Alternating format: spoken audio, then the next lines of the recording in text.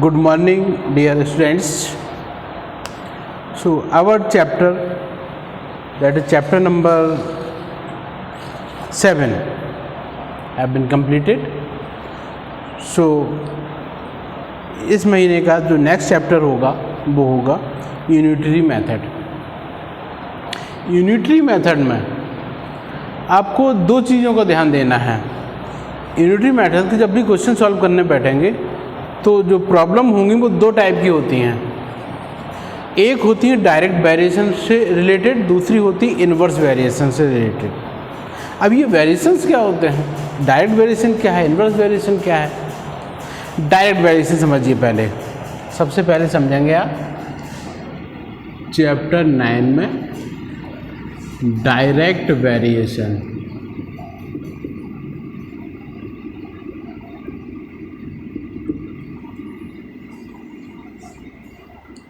दो quantity x और y, मान लीजिए दो क्वांटिटी x y है, वो एक दूसरे से ऐसे रिलेटेड हों कि जब एक क्वांटिटी बढ़े तो दूसरी भी बढ़ जाए साथ में, और एक क्वांटिटी घटे तो दूसरी भी साथ में घट जाए। तो तब हम कहते हैं कि ये दोनों क्वांटिटी एक दूसरे से डायरेक्ट वेरिएशन से रिलेटेड हैं। एग्जाम्पल, मान लिए 1 किलो बनाना की कॉस्ट 30 रुपीज़ है, 2 किलो लेंगे 60 हो जाएगी, 3 किलो की 90 हो जाएगी, और जैसे जैसे बनाना की क्वांटिटी बढ़ती जाएगी वैसे वैसे उनकी कॉस्ट भी बढ़ती चली जाएगी। तो ये इसे कहते हैं हम डायरेक्ट वेरिएशन। इसी लैंग्वेज में क्या लिखेंगे, when two quantities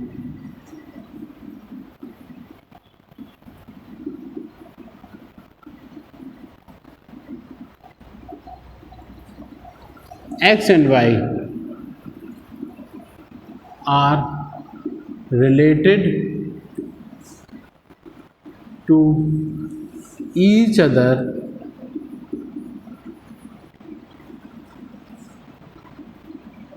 such that x upon y is always constant, then x and y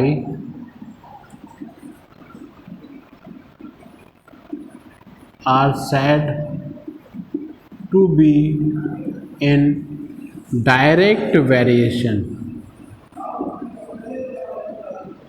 direct variation. अब डायरेक्ट वेरिएशन से रिलेटेड कुछ प्रॉब्लम्स देख लेते हैं। वो प्रॉब्लम्स हैं एक्सरसाइज 9.1 में। तो सबसे पहले आप ओपन करें एक्सरसाइज 9.1।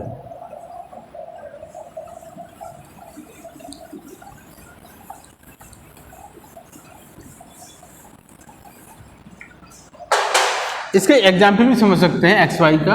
एक्स वाई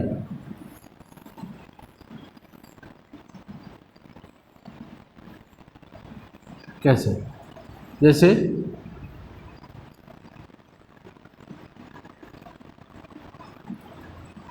मैंगोज इन केजी, यहाँ उनकी कॉस्ट है इन रुपीज। इसको x मान लिया हमने, इसको मान लिया y। मान लिया 1 kg की कॉस्ट 50 रुपीज़, 2 kg 100, 3 kg 150। तो हम देख रहे हैं ये 1 2 3 यानी क्वांटिटी बढ़ती चली जा रही है तो कॉस्ट भी बढ़ती चली जा रही है। जैसे x अपॉन y 1/50, यहाँ x अपॉन बाई 2/100 करेंगे, क्या होगा, ये भी 1/50 हो जाएगा, और 3/50 ये भी 3/150 ये भी 1/50 हो जाएगा। तो तीनों का रिलेशन, तीनों का कांस्टेंट सेम हो गया। ओके, तो x अपॉन बाई तीनों कंडीशन में सेम हो गई। तो x अपॉन बाई की वैल्यू हमेशा फिक्स रहेगी इस कंडीशन में। तो ये क्या कहते हैं, इसको डायरेक्ट वेरिएशन। अब एक्सरसाइज 9.1 का क्वेश्चन नंबर 1।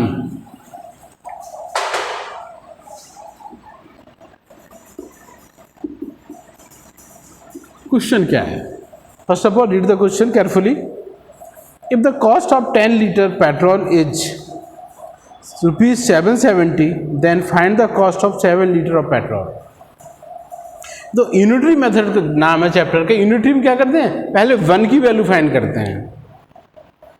ज़्यादा की दी गई तो 1 की निकालिए पहले, वो कम की दी गई है तो भी 1 की निकालिए आप पहले. तो क्या करना है? तो solution first, since cost of 10 litre petrol is ₹770, since cost of 10 litre of petrol equals ₹770. Therefore, cost of 1 liter of petrol,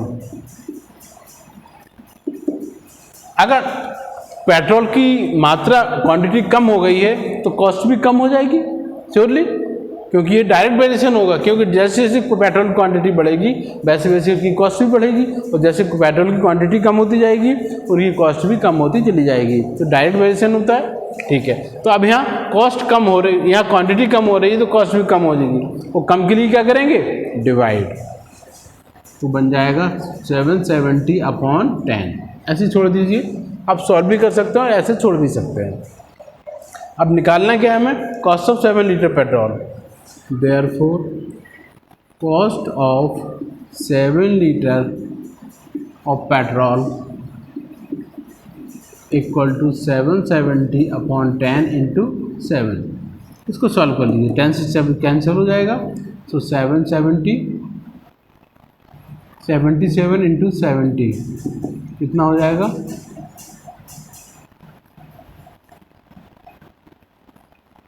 7 का निकालना है, sorry.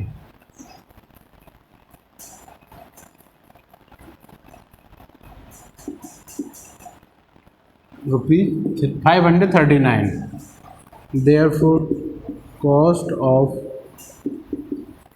7 liter of petrol will be ₹539. जो आंसर होगा आपका उसको बॉक्स में जरूर रखना चाहिए आपको.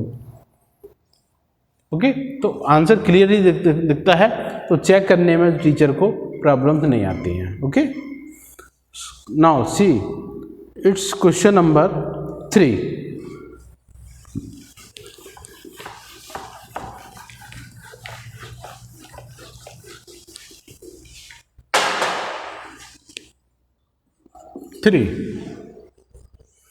A worker is paid ₹1,665 for 7 days.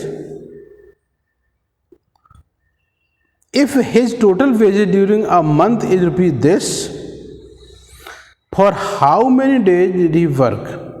कितने दिन काम किया उसने? 7 डेज की कॉस्ट, उसको जो वेजेस मिलती है मजदूरी, वो 1,365 है. तो पूरे महीने में उसको 4,680 रुपये मिले. तो ये बताना है आपको कितने दिन उसने वर्क किया है. तो नंबर ऑफ डेज फाइंड करने हैं, और जो फाइंड करना होता है उसको आप नीचे रखिए और जो गिवन है उसको ऊपर रखिए. थर्ड का सॉल्यूशन तो क्या लिखेंगे? Since ₹1,665 the wages of 7 days. Since ₹1,365 is the wages of days 7. Therefore, ₹1 is the wages of days. ₹1 क्या करेंगे? तो ये डिवाइड में आ जाएगा. तो 7/1365. Therefore, rupees how much? 4,680. 4,680 is the wages of days. How many days find करेंगे 7/1365 into 4680। तो सबसे पहले क्या करें 7 का डिवाइड इसमें कर लें। तो 7 का डिवाइड इसमें करेंगे हम क्या मिलेगा 1/4680। अब इसका कैंसिलेशन करें 5 से कर लें कैंसिलेशन।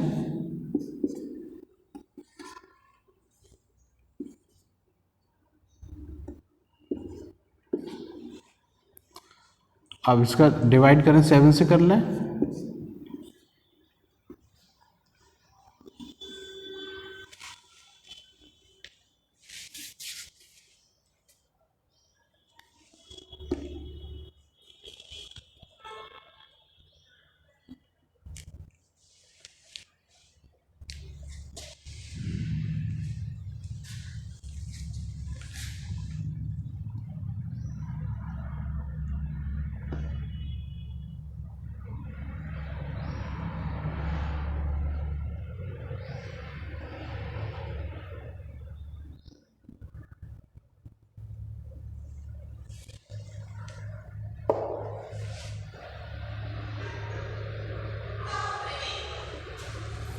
तो ये कितना हुआ 7 से कैंसिल कर रहे हैं 7 से ये कैंसिल हो नहीं रहा है। ओके तो चेक करें नंबर सही लिखा है 1365। Okay 7 days 4680 okay.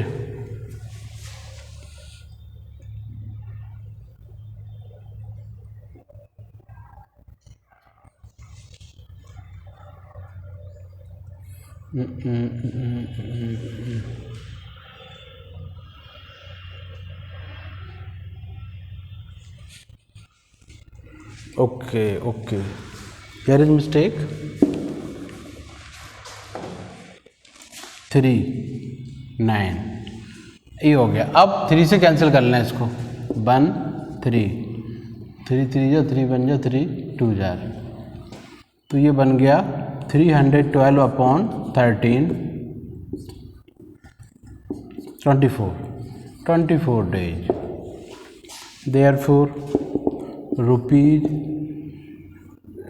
therefore number of days the number of days a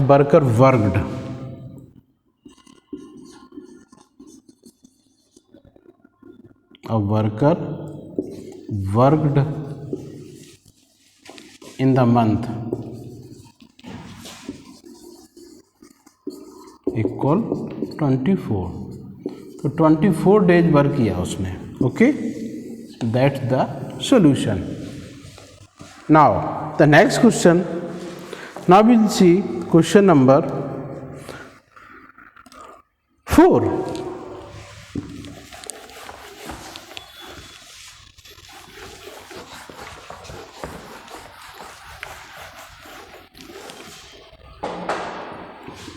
Question number 4 is a train covers 95 km in 5.4 hours. Assuming that the speed of the train is uniform, find the time required to cover distance of 266 km. Now, question number 4 solution. Since 95 km, since time taken to cover 95 km is given 5.4 hours. Therefore, time taken to cover 1 kilometer will be 5.4। ये divide में आएगा तो upon 95 हो जाएगा। Therefore, time taken in 266 kilometres तो कितना हो जाएगा 5/4 × 95 इंटू में आ जाएगा 266। कैंसिलेशन करिए, 19 इस 19 कैंसिल से 4, तो 14/4, 2 7 jar 2 2 jar 7/2 means 3 complete 1/2 hours, तो 3.5 hours. Therefore time taken to cover 266 kilometers by train equal 3.5 hours. That's your answer. इसको हम दूसरे मेथड से भी, जो यूनिटरी क्वेश्चन अपने सॉल्व किए हैं 3, अब उनको हम थोड़ा सा दूसरे मेथड से भी आपको सॉल्व करना सिखाते हैं. ओके, इसी क्वेश्चन को देख लीजिए आप दूसरे मेथड से.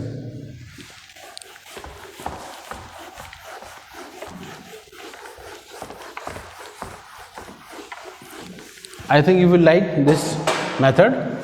क्वेश्चन नंबर 4, सबसे पहले क्या क्या दिया है, डिस्टेंस है और टाइम है. डिस्टेंस और यहाँ टाइम. डिस्टेंस कैसे, पहले कितनी है 95 किलोमीटर्स. डिस्टेंस दी गई है किलोमीटर्स में और टाइम दिया है आवर्स में.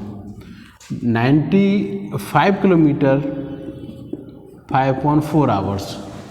अब 266 किलोमीटर्स और यहाँ आवर्स नहीं दिया, निकालना है, उसको हम एक्स मान लिया. अब क्या करेंगे, एरो लगाएंगे. एरो, एक एरो हमने जहाँ एक्स लिखा है एक्स की तरफ लगा दिया. जिस क्वांटिटी में इसमें या इसमें जहाँ भी एक्स हो, पहला एरो एक्स की तरफ लगा दीजिए आप. अब देखेंगे वेरिएशन. अगर डिस्टेंस बढ़ती जाएगी तो टाइम भी बढ़ता जाएगा. एक क्वांटिटी बढ़ रही है, दूसरी भी बढ़ रही है, तो क्या हुआ, ये डायरेक्ट वेरिएशन. और डायरेक्ट वेरिएशन में एरो सेम लगता है, जैसे एरो ये लगा है वैसे ही एरो यहाँ लगाना है आपको. ओके, अब क्या करेंगे, अब इसको लिखेंगे हम क्या, सीधा सीधा अपॉन में लिख दीजिए आप. सो 95/266 इक्वल हो जाएगा 5/4/x. अपॉन 4 तो अपॉन में आ जाएगा. सो 95/266 इक्वल 5/4x. अब क्रॉस मल्टीप्लाई, तो 4x इंटू 95 इक्वल हो जाएगा 5 इंटू 266. अब x इक्वल क्या हो जाएगा, 5 इंटू 266 अपॉन 4 इंटू 95. ओके, अब इसको सॉल्व कर दीजिए आप. 19 14 7 2, तो 7/2 सेम आ गया 3/2 आवर्स. ओके, सो टाइम टेकन 3 कंप्लीट 1/2 आवर्स. ये मेथड, ये एरो मेथड है और वो यूनिटरी यानी बाय कैलकुलेशन. ओके, तो जो भी मेथड आपको अच्छा लगे और दोनों से आप ट्राई करेंगे. और up to question, total 12 question exercise में, तो 6 क्वेश्चन तक आप लोग कंप्लीट करेंगे. Okay, that's all for today. Have a nice day.